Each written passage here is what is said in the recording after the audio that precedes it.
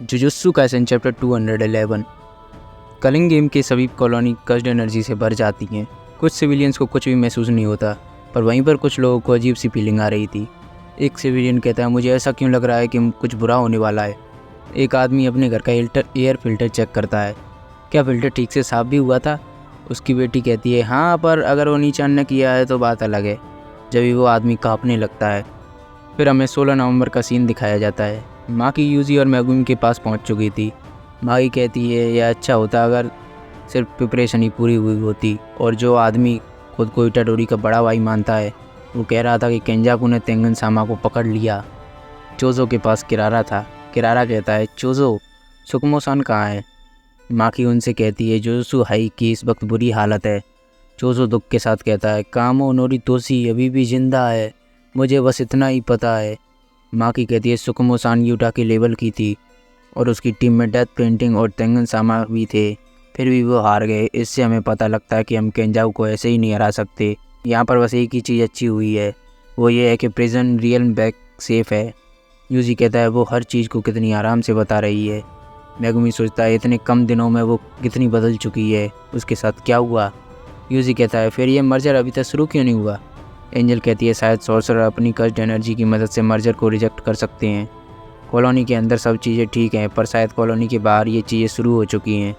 माँ की कहती है, न्यूज़ में दिखा रहे थे कि कुछ लोग बीमार हो रहे हैं, पर जापान पहले जैसा ही है।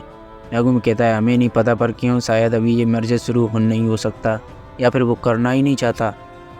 यूजी कहता है, अभी हमें इसे नहीं समझ सकते, वो सुमी की चांद पर फोकस करना चाहिए। हमारे सेंपाई ने अभी तक रूल ऐड क्यों नहीं किए। हमने पहले ही डिसाइड कर लिया था कि कौन से रूल को ऐड करना है ना।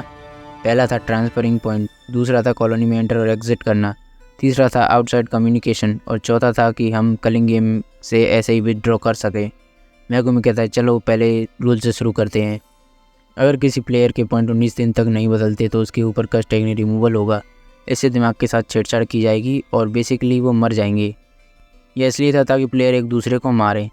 माँ की कहती है, पर हमें औरों को मारे बिना पॉइंट बदलने थे, इसलिए हमने वो रूल ऐड किया जिससे वो पॉइंट को ट्रांसफ़र कर सके। इटाडोरी ने वो रूल पहले ही ऐड कर दिया है। यूजी कहता है, नहीं, मैंने नहीं, हिगुरो माने। माँ की कहती है, प्रॉब्लम है रूल नंबर 2 और 3, जो रूल इलेक्ट्रिक सिग्नल को जाम कर रहे हैं और हमें कॉलोनी में एंटर और एग्जिट करने से भी रोक रहे हैं। इस वक्त प्लेयर अपनी मर्जी से मूव नहीं कर सकते। हाना कहती है, मैं कर सकती हूँ। ठीक है, पर ये कैसे पॉसिबल है। वेल, ये मेरी नहीं, एंजल की कस्ट टेक्निक है। क्या ये औरों पर भी काम करती है। एंजल कहती है, बैरियर टेक्निक को ख़त्म करते हुए मैं बैरियर की फाउंडेशन को ख़त्म करती हूँ, इसलिए जब तक मुझे कॉलोनी की फाउंडेशन का नहीं पता, मैं और हाना की ही बैरियर के आर पार जा सकते हैं। हाना कहती है, ज़रूर ये मुश्किल होता होगा। मागी कहती है, हाँ, ये इतना आसान होना भी नहीं था। और अगर हम रूल नंबर 2 और 3 की बात करें तो गेम के रूल्स में कभी भी यह नहीं लिखा था कि इलेक्ट्रिक सिग्नल जैम होंगे। एक छत से तकावा चलाता है, क्या तुम इलेक्ट्रिक बैंड की बात कर रहे हो। मागी कहती है, उस आदमी की क्या प्रॉब्लम है। नहीं, उसे बस इग्नोर करो। यूजी कहता है, वैसे तुम सही कह रही हो, रूल्स में कभी भी इलेक्ट्रिक सिग्नल को जैम करने नहीं लिखा था।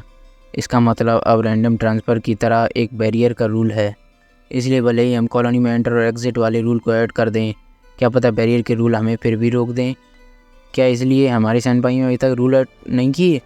ये एक फ़ोन पर बात कर रहा था। वो कहता है, हेलो निशामा, मैं काफ़ी थक चुका हूँ। माई कहती है, अगर हम आउटसाइड कम्युनिकेशन की बात करें तो मैं और यू काफ़ी हैं, इसलिए हमारी पहली प्रायोरिटी है रूल नंबर 4, जिससे हम प्लेयर को विड्रॉ करने के लिए अलग कर सकते हैं।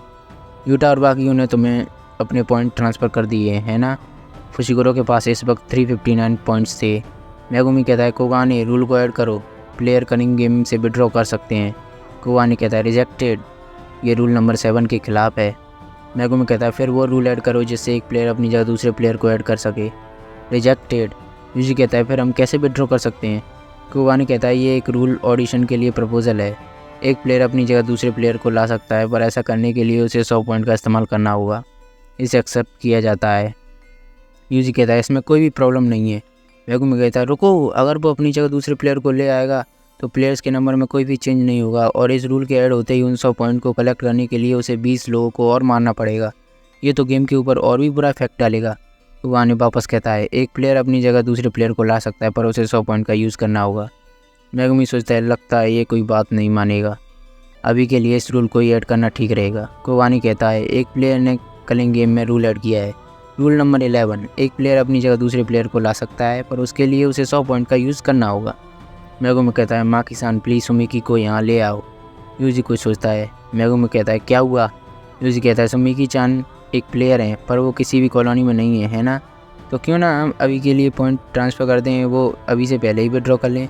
मेगुमी कहता है नहीं, ये रूल नंबर 1 और 2 के खिलाफ़ है, और अगर ऐसा हुआ तो क्या पता विड्रॉ करते ही उसके ऊपर कस्ट टेक्निक रिमूवल हो जाए। रूल नंबर 1 था कि कस्ट टेक्निक को अवेकन करने के बाद 19 दिन के अंदर अंदर एक प्लेयर को अपनी पार्टिसिपेशन डिक्लेयर करनी पड़ेगी। अगर उसने ऐसा नहीं किया तो उसके ऊपर कस्ट टेक्निक रिमूवल होगा, और हाँ अगर उसके पास ज़्यादा पॉइंट्स होंगे तो बाकी प्लेयर्स उससे टारगेट करेंगे, इसलिए अच्छा होगा वो पहले यहाँ आ जाए। माकी कहती है ठीक है, पर मैं उसके साथ कॉलोनी में एंटर नहीं कर सकती क्योंकि मेरे पास कस्ट टेक्नोलॉजी नहीं है, तो बैरियर मुझे नहीं पहचान सकता, पर वो अंदर आते ही मुझसे अलग हो जाएगी। मेगुमी कहता है हमारे पास कस्ट एनर्जी है, फिर भी हम अलग अलग हो गए। यूजी कहता है एक पैराशूट भी लाना। फिर हमें 16 नवंबर के 3 बजे का सीन दिखाया जाता है। सुमिकी कहती है इजीजी-सान, क्या आप सच में मेरी जगह पार्टिसिपेट करने वाले हो? मुझे ये खुद ही करना चाहिए। इजीजी कहता है नहीं, ये बुरा होगा अगर कॉलोनी के बाहर ज़्यादा सॉर्सर नहीं रहेंगे तो। माकी कहती है मुझे ऐसा लग रहा है मानो मैं उन 2 कैदियों को देख रही हूँ जिन्हें मौत की सज़ा मिलने वाली हो। इजीजी कहता है वैसे मुझे वो गेम खेलने में मज़ा आता, पर अभी टाइम नहीं है।